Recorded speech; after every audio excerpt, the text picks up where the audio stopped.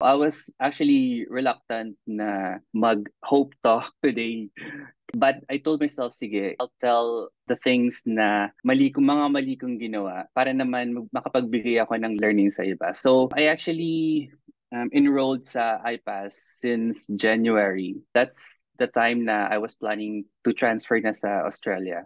Because my sister is also in Canada and she's also a nurse there. She already passed the NCLEX as well. So she influenced me to take the NCLEX and she told me kung ano yung mga ways na paano ipasa yung NCLEX. And she told me na in just 2 months or in just 2 months, mapapasa ko, yung 2 months na review, mapapasa ko yung NCLEX.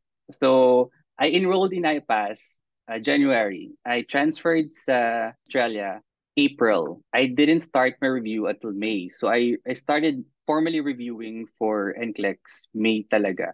And my exam was July. So, May, June yung review ko. July, first week of July, yung NCLEX exam ko.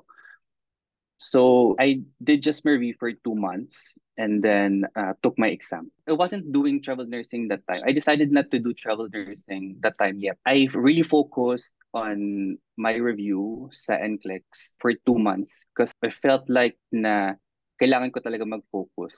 Kasi I will do travel nursing. There could be some instances na tatama rin ako mag-review or I will not have time to review or pagod ako after ng work and I won't be able to like really do my job in reviewing.